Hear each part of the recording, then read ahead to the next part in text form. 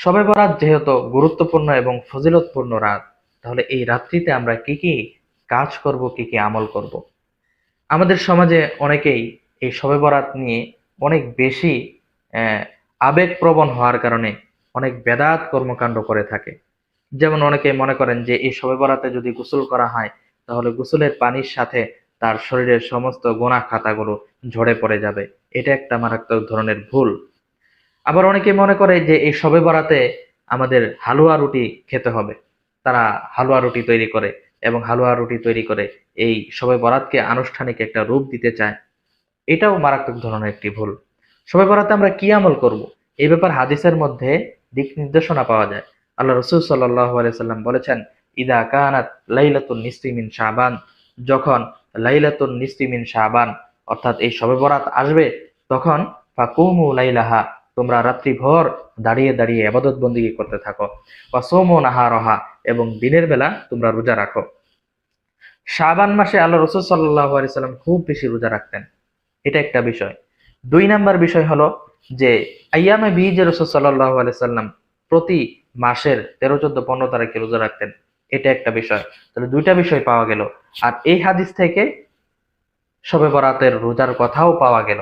তাহলে এই ৩টা দিক বিবেচনা করলে আপনি শবে বরাত অর্থাৎ লাইলাতুল নিসফি মিন শাবান আপনি পরের দিন রোজা রাখতে পারেন। এটা ফজিলতপূর্ণ। এরপর রাত্রিবেলা আপনি আর কি কি কি আমল করবেন?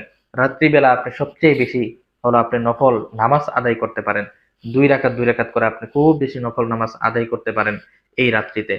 ২ নাম্বার আমল, যখন আপনি নামাজ পড়তে থাকবেন, আপনার যখন একটু একঘেয়েমি ভাব চলে আসবে, তখন আপনি জিকির করেন, আল্লাহ তাআলাকে ডাকেন, আপনি কোরআন তেলাওয়াত করেন।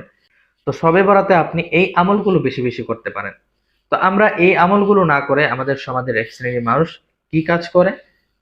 তারা হলো এই শবে বরাতকে আনুষ্ঠানিক রূপ দেওয়ার জন্য তারা মসজিদে একত্রিত হয় এবং খুব ধুমধাম করে মসজিদে ইবাদত বন্দেগী করতে থাকে, সম্মিলিতভাবে জিকির করতে থাকে। তো শবে বরাতের একটা সিক্রেট আমল হলো রাসূল সাল্লাল্লাহু আলাইহি সাল্লাম একাকী আমল করেছেন।